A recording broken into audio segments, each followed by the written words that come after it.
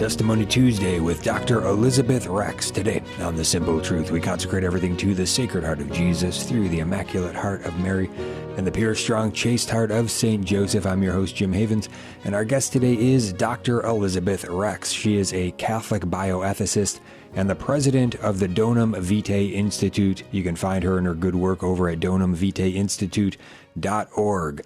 Dr. Elizabeth Rex, welcome to The Simple Truth. How are you today? I'm fine. Thank you so much for inviting me.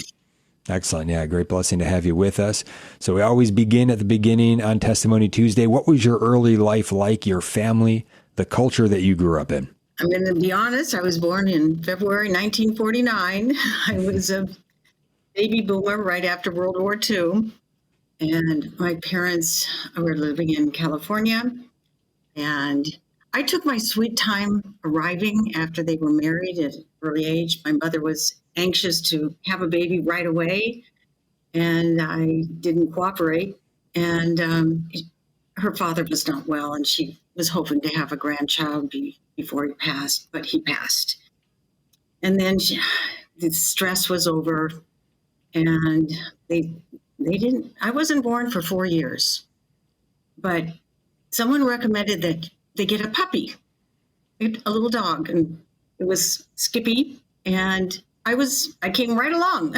I think it helps people who are suffering with infertility sometimes to, I know it helped us, and I'll tell my story later on about how my husband and I were married later in life and faced infertility for 4 years and looked into adoption and raised some baby cockatiel birds. We had a double clutch, 9 baby birds we had to feed constantly. And that's when I got pregnant at age 44 and gave birth at age 45. I gave hope to a lot of my friends who were about my age. But I grew up in California. We lived right on the ocean, Newport Beach. Looked out our window and it was the sand and the ocean and Catalina Island. We were 5 children, ultimately, that lived in a 2-bedroom little beach cottage. We all attended public schools. My parents were not Catholic. I was baptized Presbyterian, and my mother wanted to become an Episcopalian. She went to a girls' school that was run by the Episcopal Church, and she later became an Episcopalian. My dad was an agnostic, very smart, valedictorian, full scholarship to college, joined the Navy during World War II. And after the war, they married and moved back to California. And that's when their family started. And I loved, walking on the beach, body surfing, collecting shells and sailing. I had a wonderful friend who had a sailboat and taught me how to sail. Joined the Girl Scouts. Her mother and my mother were the Girl Scout leaders. So pretty normal, happy, growing up until the 8th grade and graduated from junior high school. And then my parents had this great idea to move to Mexico. And we moved to Mexico with 5 children down to Guadalajara, Mexico. We were going to live there for a year and then maybe move to Spain for a year. My parents wanted us to be exposed to another culture, another language, broaden our horizons, and we loved it. It was hard to leave our friends, and we were back then, my sister and I, it was a girls' school, 1,000 students, Catholic school. We were the only non-Mexicans, so I know what it's like to be an immigrant. And we were the only 2 Americans in the whole school. Amazing, wonderful. My sister was younger, 9 years younger, and we had to learn Spanish. It was hard. My sister picked it up right away, being younger, but I struggled with it. But then it happens. You learn a language, and I did really well. I was always a good student. And so I graduated from Mexican high school, and that senior year, one of my friends in my classroom knew I was not Catholic. She was the only one who ever approached me and said, would you like to pray the rosary? Today's Our Lady of the Rosary. And I said, sure. And when we made a little pilgrimage to a shrine of Our Lady.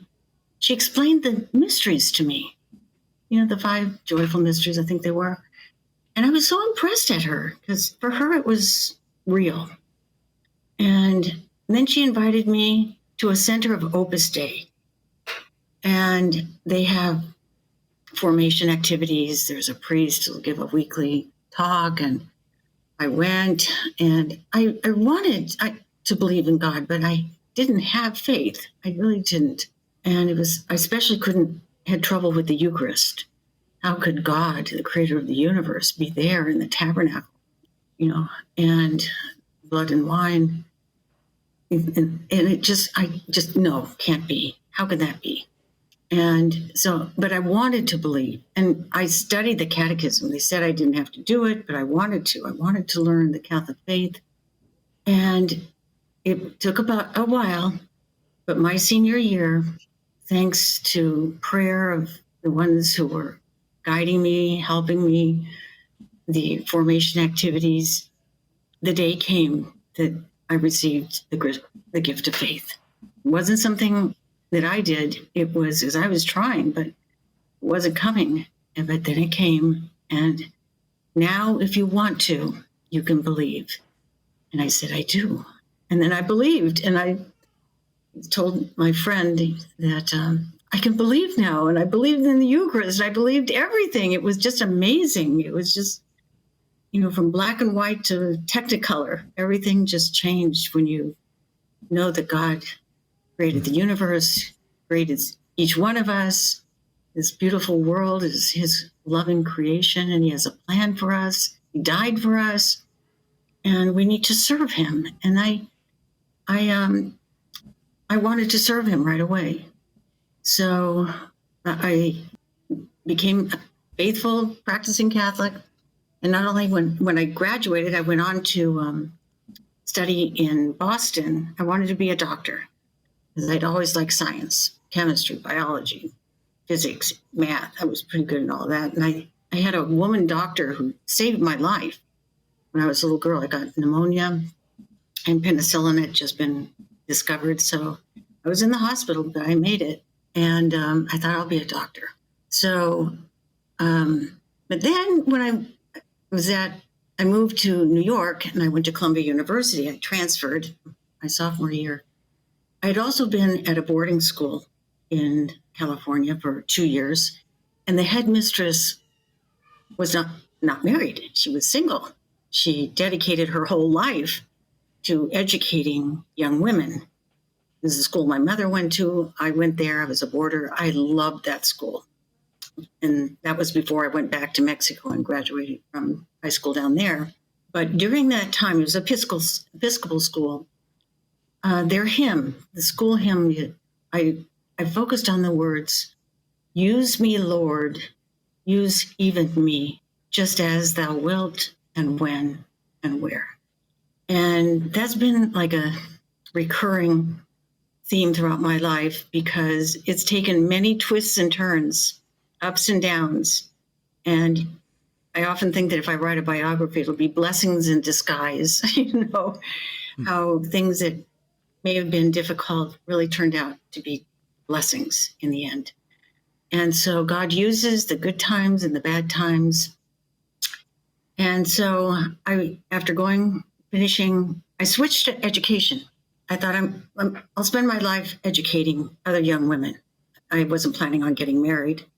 And so I went into education, and then I wanted to go on and get a master's and a doctorate, believe it or not, in University of Navarra, because I spoke fluent Spanish. It was an Opus Dei university, very prestigious, very good, very solid. And they had I liked international education. I graduated from a Mexican high school, right? And I thought it was wonderful. I learned so much, during my years in Mexico. I had so many Mexican friends. My sister's now moved down to Mexico. She still has tons of friends down there, and she's retired down there. My brother's also moving down there. We just made so many friends. It was such a wonderful experience. And so I went to Rome. There was an international program in educational sciences in Rome with students from all over the world. There were maybe about 80 of us, just almost every country imaginable. I thought that would be great. And it was great.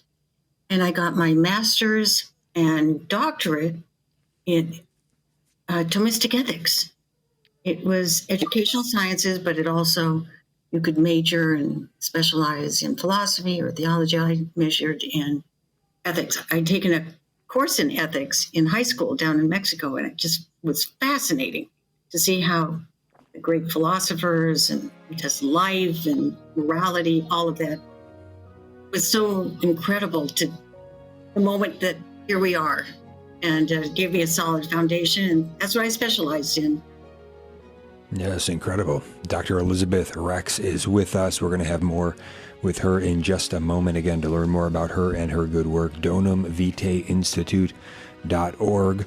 Also, you can see her in person if you're in the D.C. area or the Maryland area. She's got a presentation coming up in the D.C. area on Thursday, a pro-life symposium defending life at conception and in the Constitution. Same event that our friend Professor Dr. Hadley Arkus is going to be a part of, and many more. Missy Smith. You can learn more at wakeup.mom to learn more about that one. Also, the presentations in Maryland, you can learn more about those. Those are going to be this upcoming Friday. Defendlife.org for more on those events. We'll be right back. Stay tuned. Tired of your phone bill supporting who knows what? iCatholic Mobile is a 5G provider that supports what matters to you. With iCatholic Mobile, every call, text, and even that group chat you can't escape helps support the Station of the Cross. It's a network that connects you to what's good for both your soul and your wallet. More information is available at iCatholicMobile.com. iCatholic Mobile underwrites with the Station of the Cross. Welcome back to The Simple Truth. Jim Havens here with our guest today, Dr. Elizabeth Rex, Catholic bioethicist and president of the Donum Vitae Institute, donumvitaeinstitute.org. Excited to dive back in with Elizabeth here in just one moment. But first, if you are buying or selling a home, there's an easy way to help the Station of the Cross at the same time. Real Estate for Life has 1,400 experienced, morally grounded agents in the U.S. and Canada. Visit realestateforlife.org to find a Christ-centered, experienced realtor near you. And don't forget to mention the Station of the Cross. All right, again, Dr. Elizabeth Rex is with us. So you brought us up to your graduation with your PhD, and so what happened then? What was the work that the Lord summoned you to from there? Well, he prepared me in ethics. I had my master's and my doctorate. And when I went back to the United States, I worked in high schools, girls' schools. I taught, and then I actually was headmistress of a Catholic girls' school in Boston. And from there, I went back to my alma mater, Barnard College, Columbia University in New York City. And I worked in the admissions office there, and then I switched over to Columbia College, Columbia University, and worked in the dean's office. And I was the assistant dean for academic affairs. I worked right with the dean and the associate dean, and learned all about education. And I got my master's in business, an MBA degree, and I was involved in educating the future leaders while being Catholic. And believe it or not, the chaplain at Columbia University, wonderful priest, Monsignor Maloney, Christopher Maloney, had been secretary to Cardinal O'Connor. Long story short, at that time, about 39 years old, that maybe I should look into marriage. And I thought, well, how are you going to meet somebody? And there was a Jewish matchmaker in New York City, Helena's, and I paid $5,000. I got my first credit card, and I thought, I'm going to try to meet someone who, and sure enough, he was also looking to get married. That was their purpose, was to help people find a partner for marriage. And so it was a blind date, and I met the love of my life. through them. Charles Rex, who was a concert violinist, he was associate concertmaster of the New York Philharmonic, and we met at a concert, and we were married in less than a year. He was a devout Protestant, scripture scholar, Presbyterian, and really had incredible memory. He's just excellent with scripture, and he had gone to a very prominent Presbyterian church in Philadelphia when he was with the Philadelphia Orchestra for many years.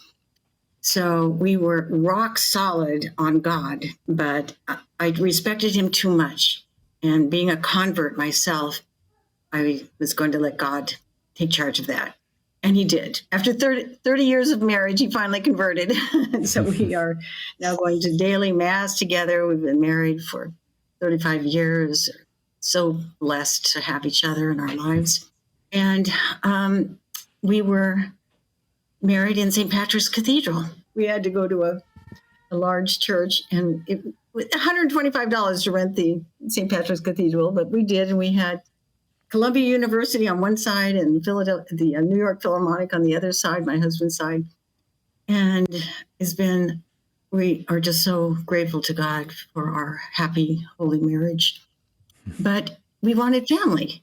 And so that's where infertility raised its ugly head. And of course, I was older. I was 40. My husband was 40. We checked ourselves out, and nothing. So they said, look into adoption. So we started looking into adoption. And there's all kinds of different kinds of adoption. So foster care, domestic, international. There's siblings, there are older children, handicapped children. And there was no internet back then. A lot of people today are able to find their websites that help place children for adoption. But there were blue books back then. We got them in the library. So while we were looking into adoption, I got pregnant. And it was amazing at 44. We couldn't believe it. So being older, the doctor said, medical leave, you go home. This is your only chance. So I had a medical leave, and our son was born. I was 45. And we looked at each other and said, wow, adoption really works. Let's try that again. And so we looked into adoption again.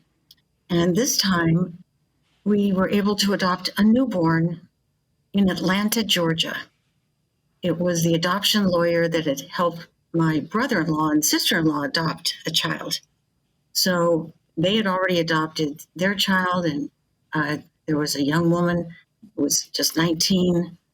And over the phone, we just spoke, and we said, we'd be happy to adopt your child. And she was 8 months pregnant. My husband was overseas, but he came back.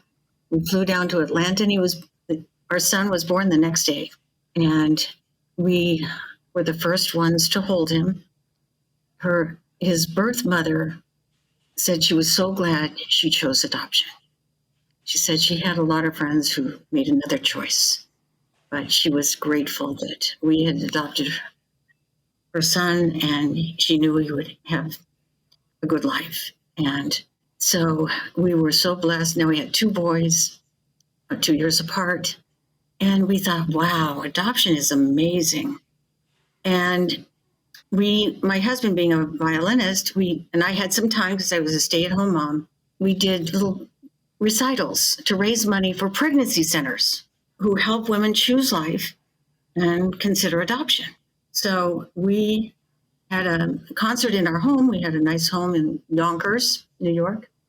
And about 40 people came, and we raised about $1,000, and we gave it to Chris Slattery, expectant mother care, who has saved thousands of children with his pregnancy centers. And he explained at the intermission that what had happened last week. A couple came in, they couldn't speak English, and they were Russian. It was a love child. They couldn't support themselves. They were both artists, and they thought they walked into Planned Parenthood, and they walked into a pregnancy center. So he said, if you want help to, find someone to adopt the baby, I'll help you get through the pregnancy. They said they'd want to meet that person. So he didn't know if they would come back. That's what he told everybody. But after our little recital, gave him the money, and he said, if they come back, we'd love to adopt again.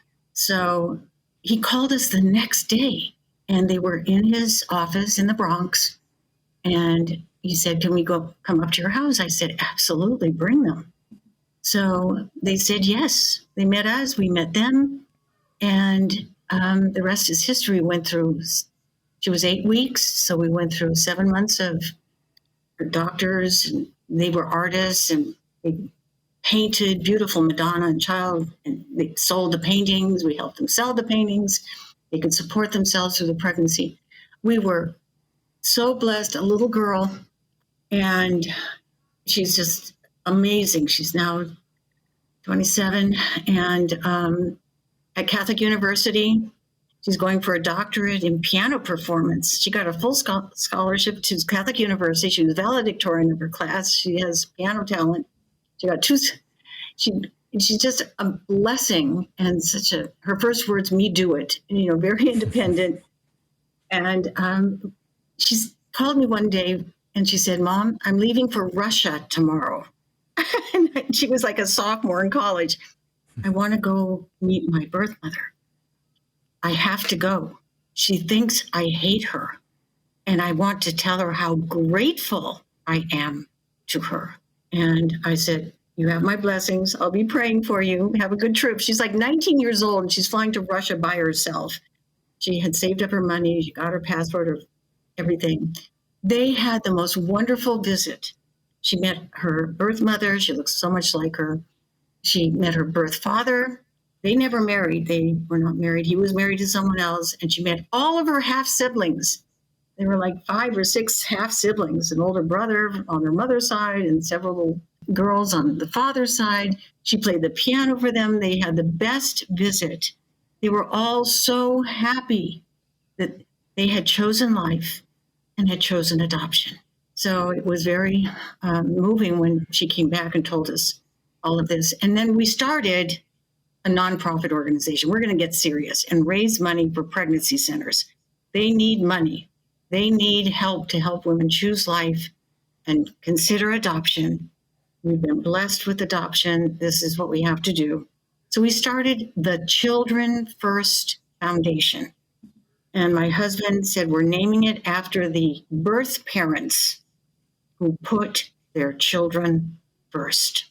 And they made that loving choice to choose life, to give the gift of life to their child, and to give us the gift of life with a child that we could love in our lives. So the Children First Foundation, we're a nonprofit, and we were dedicated to promoting adoption as a positive choice for an unplanned pregnancy. That's our mission statement. And we're doing little concerts and raising a few $1,000s here and there, when on the front of the National Catholic Register, there was a picture of a little cute license plate called the Choose Life license plate. It had just been approved in Florida, and that was in the year 2000 and then 2001. And it had raised $300,000 like in 4 months, because so many people bought the Choose Life license plate, and it raises $20 per license plate. And so with 40,000 plates on the road, in no time, it was raising $800,000 a year in Florida. The license plates raise awareness and they raise money. And that's why there's so many of them in Florida. And so we thought, wow, let's start a license plate, a Choose Life license plate in New York.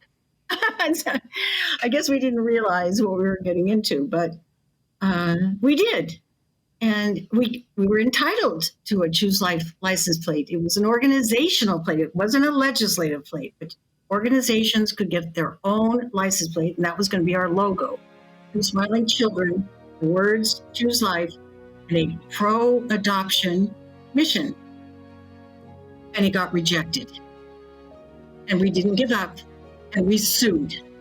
And it was an 11-year federal lawsuit. We've raised over $200,000 and given it to pregnancy centers in the tri-state area. It was an amazing venture, and that led us to embryo adoption, which we'll talk about in your next segment.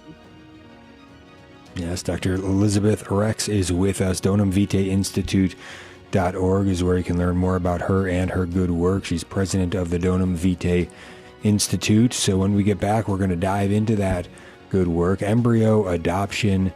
What is it? What's the landscape? We're going to learn as much as we have time for from Dr. Elizabeth Rex as soon as we get back. Stay tuned.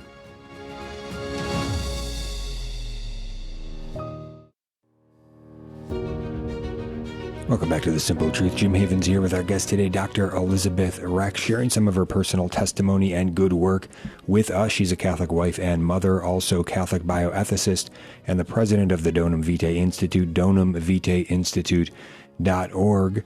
And we're going to get right back to Elizabeth. But first, don't forget about iCatholic Mobile for your mobile phone needs. When you subscribe to iCatholic Mobile, you do help fund the Station of the Cross. Check out iCatholic Mobile, iCatholicMobile.com. All right, Elizabeth. So share with us a little bit. Yes, how did you get into this work regarding embryo adoption? And then what does this consist of? Anything you want to share with us to get us oriented? I heard about embryo adoption when it was published in the New York Times. It was, the year was 2005, and Italy. John Paul he passed away in 2004. But I have a quote from him that was from 2003. So, of course, those who know a little bit about Donum Vitae and Dignitas Personae, those are the two magisterial instructions written about the problems of artificial reproductive techniques, art. And, of course, John Paul, when he was elected back in 1978, the big issue was artificial contraception. Humanae Vitae had been published in 1968. After 10 years, John Paul was elected Pope, and he spent many of the first years of his pontificate explaining theology of the body and why artificial contraception violates marriage and the spouses. The unitive and the procreative meanings of the marital act are meant to be inseparable, always open to life, always for the fullness of the gift of each other to each other. One flesh, the gift of life that comes from that union with God's creation of the soul. Parents provide the body. God creates our soul and infuses it into our bodies, like Mary.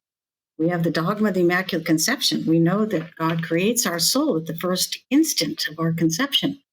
So these little embryos that were 1978 was the birth of the first test tube baby, Louise Brown. It was 3 months before John Paul was elected Pope. So they coincide. But he doesn't get around to writing Donum Vitae to condemn artificial procreation until 1987, and it was the instruction Donum Vitae on the gift of life. Beautiful. Your listeners, you must read this document. We need to know what the Catholic Church teaches. And as you know, people who are suffering from infertility are just longing for a baby. And so IVF took off. And by the time Donum Vitae was written, there were hundreds of thousands of babies that had been conceived using IVF, and not just IVF, in vitro fertilization, but artificial insemination and surrogacy. So these are 3 different techniques of artificial procreation. And there are 2 types, that from the egg and the sperm from the husband and wife who are married. That's called homologous IVF. But if the wife is infertile or the husband is infertile, then there's a temptation to use donor eggs or donor sperm or both, and even a surrogate using IVF and or insemination. And the surrogate is involved with those artificial procreation techniques, either IVF or insemination, and she's paid for the gestation of the baby, and then has agreed by contract to relinquish the baby when it's born. So surrogacy is one of the techniques of artificial procreation that the Catholic Church condemns, rightly condemns. And babies should not be created in a petri dish or insemination or in a surrogate womb. But there is also the problem of freezing. So as IVF developed, they would fertilize more eggs than they could transfer to the mother. Usually no more than 2, maximum 3. You don't ever know if you're going to get triplets or twins, 1 or none. So they would sometimes collect the eggs and fertilize all of them. And there could be as many as 10, 15, 20 or more embryos. They transfer 1, 2, or 3 and freeze the others in case none of them would implant. They could go back and thaw some of the other ones and try again. So as it happens, sometimes they would get triplets, but they still got 20 in the freezer. And they say, we're done. And now there are frozen embryos in the freezer. And so when Donum Vitae was written, that was beginning to be a serious problem. But from 1987 to 2008, which is when Dignitas Personae was written, which was 20 years, almost 20 years later, there are hundreds of thousands of frozen embryos. And now Pope Benedict asks the question, we're not going to give them to research or experimentation. That's wrong. Can't keep them frozen. That's wrong. It kills, it harms them, it deprives them, it even says this, deprives them of maternal reception, shelter, and gestation. That's wrong. That's really what an abortion is. If you prevent implantation or gestation, it's going to kill the embryo one way or another. If they just leave them there, or if they discard them, thaw them and discard them, or if, again, they give them to research. And what are the other options? Well, they ask the question, could prenatal adoption be licit? And of course, the intention is clearly licit. Orphans need to be adopted, and it's just an orphan at an earlier age and stage, especially if it's a pre-implantation embryo. And all of us, including Jesus and Mary, were pre-implantation embryos for about a week. Now we know that between the zygote, and I'm going to show a little picture here, these are pre-implantation embryos. So you have the zygote, and then you have the cleavage embryo over here, and then you have the morula, and you have the blastocyst. Before implantation, there are 4 stages. There are 23 stages in the embryonic stage of life, the earliest stage of human life. And 4 of those stages are before implantation. So someone in California who was infertile, who had no eggs, and she didn't want a donor egg. She said, well, could my husband and I adopt a frozen embryo? And it was at an adoption agency, and they knew and they said, well, I don't see why not. And they did. They adopted 20 embryos from another family. It was a mutual agreement. They were placed and accepted. And of the 20, only 1 survived. And here's a picture of her. Her name is Hannah. And Hannah is the world's first frozen embryo. And there's her book, when she was just born. And so embryo adoption was born with her. She was the only one who survived. Her 19 siblings, they gave names to. And but then people realized that we can adopt embryos and we don't have to do IVF. And so there are 2 organizations, Snowflake's Embryo Adoption Program out in California, and this one, which is the National Embryo Donation Center in Knoxville, Tennessee. This is a little baby who was adopted as a frozen embryo. And the the couples who have done IVF, which they should not have done, now they have these frozen embryos. They don't know what to do with them. But life and adoption is the only, if they're not going to be parented, it's like an unplanned pregnancy, like in pregnancy centers. You either have to raise the baby yourself with help, and that can be done, or place it for adoption. And those of us in the pro-life movement really need to promote adoption better, because sometimes young women think their only choice is abortion. And sometimes people who have frozen embryos think, I can't raise 20 embryos, and they're tempted to discard them or give them to experimentation when they could be placed for adoption.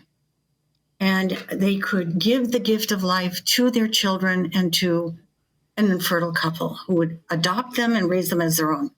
So when Dignitas Personae was promulgated by Benedict, everyone thought that they would address this, because is this IVF? Is this surrogacy? Is this related? Is this licit?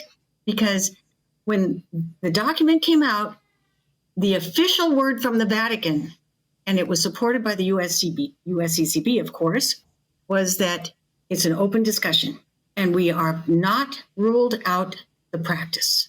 So they left it open. They did not prohibit it.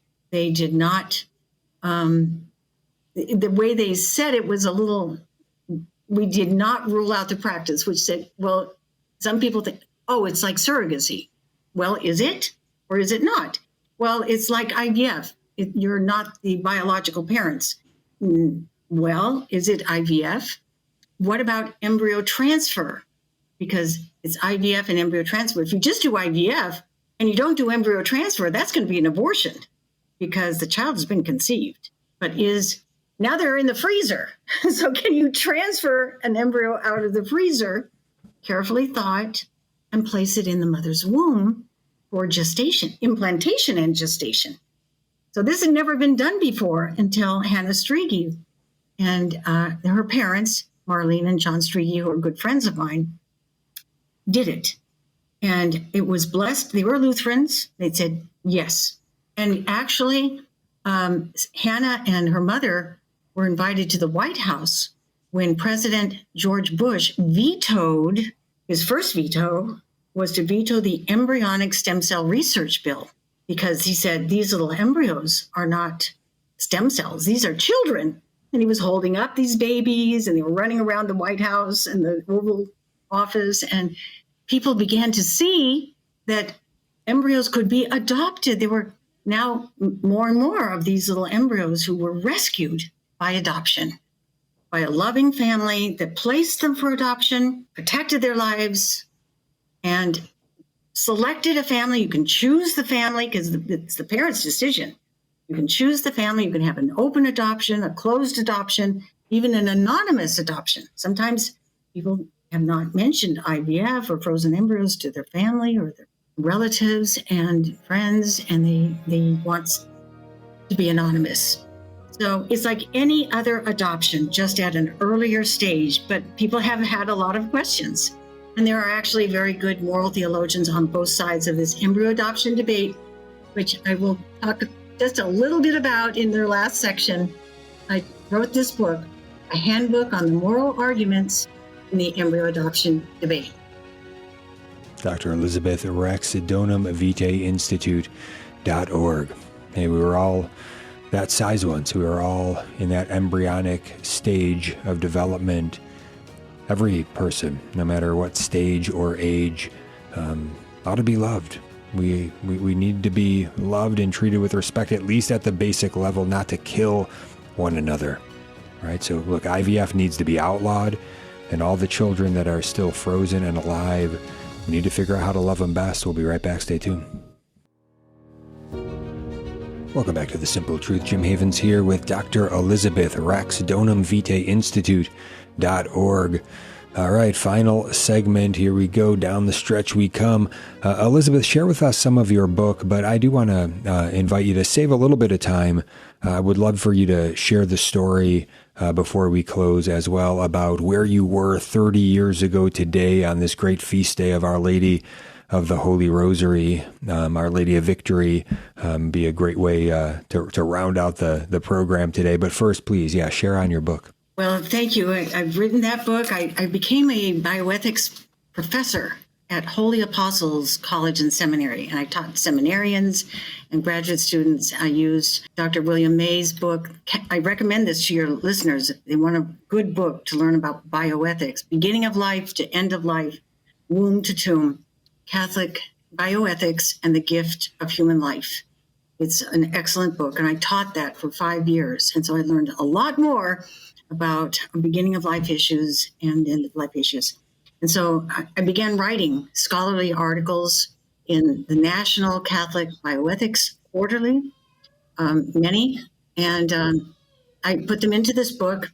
And so I've actually become somewhat of an expert in this topic, and I've even been asked to be an associate scholar of the Charlotte Lozier Institute, because this is all over the world. Every country in the world is struggling with all these issues about, there could be 12 million frozen embryos worldwide.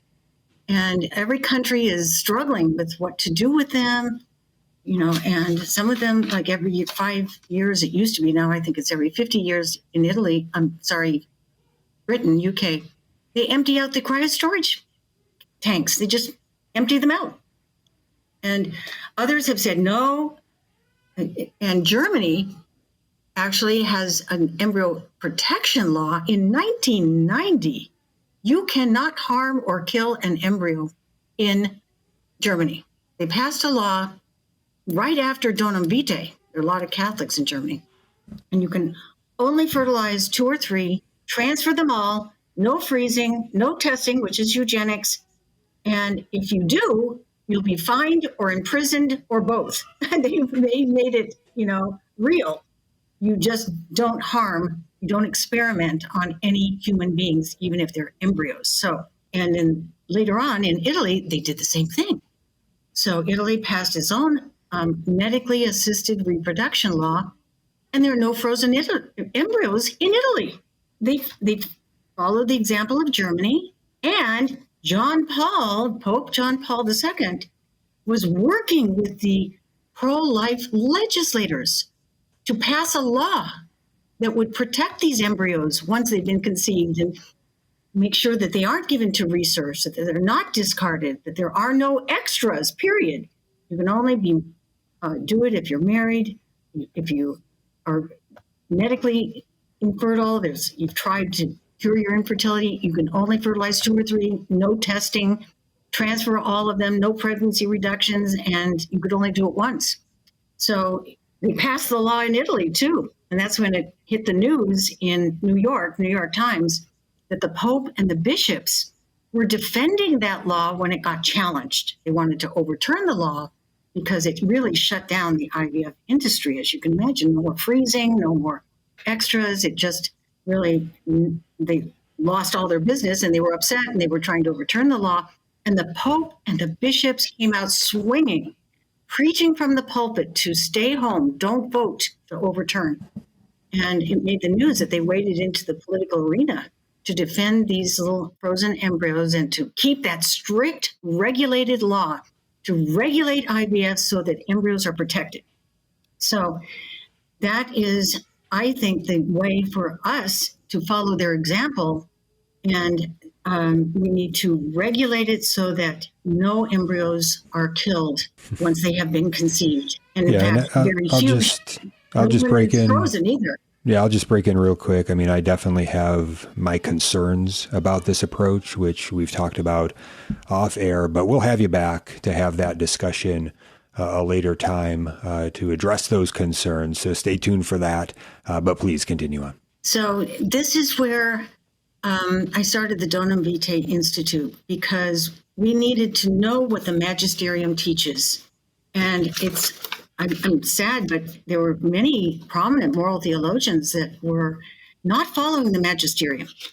And so that's very serious. We have to study the Catechism of the Catholic Church, and we have to study Donum Vitae and Dignitas Personae to know what the Church teaches. So, for example, it clearly says that these embryos, the human being must be respected as a person from the very first instant of conception. Human life must be absolutely respected and protected from the moment of conception. Life, once conceived, must be protected with the utmost care. Abortion and infanticide are abominable crimes. To kill an embryo is an abortion. It's at any stage and in any manner. However it is killed, that is an abortion if it's deliberate. And then the Catechism of the Catholic Church, I found this. And it's number 2275. And it's from Donum Vitae 1:3. And it's beautiful. And I'm going to read it. One must uphold as licit procedures carried out on human embryos, which respect the life and integrity of the embryo, and does not involve disproportionate risks for it, but are directed towards its healing, the improvement of its condition of health, or its individual survival. So one of the big questions in the embryo adoption debate, is it licit to transfer a frozen embryo that's not yours, it's been abandoned, it's an orphan. Benedict calls them orphans because the parents don't come back for them. And in fact, many times they're completely abandoned because parents have to pay like $1,000 a year to keep them frozen. They don't want to kill them. They just walk away and they can't find them. And so they really are orphans. They can't find the parents. And so is embryo transfer, and Benedict asked the question, is the proposal of prenatal adoption licit? It's praiseworthy for its intention, but is it licit to transfer this little embryo, this little baby outside of the womb into an adoptive mother's womb? Of course, it should be transferred into its own mother's womb. And that would be the mother and father, husband and wife who did IVF. They should be the first ones to transfer their frozen embryos to their mother's own womb. But there are theologians and ethicists that say, no, embryo transfer is intrinsically evil, and it would be a mortal sin for a mother and a father to transfer their own embryos, their own children, into their mother's womb by a technician. But it's a medical intervention. And when you go to Donum Vitae 1, it actually starts that way. It says, as with medical interventions on all patients, one must uphold as licit procedures for the survival of these little embryos.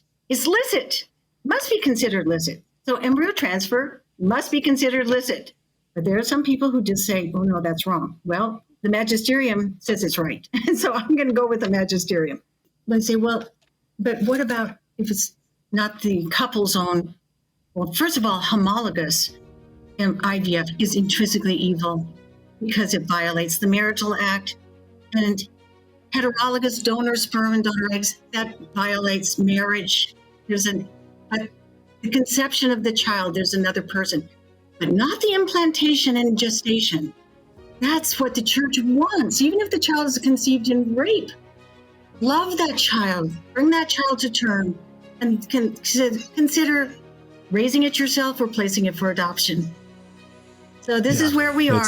It seems, and there are many good arguments that say we should absolutely consider embryo adoption as the only moral option for a frozen, orphaned child. Okay. Dr. Elizabeth Rex, Donum Vitae Institute.org. Outlaw IVF. Love the children that are already here. God bless you all. That's right.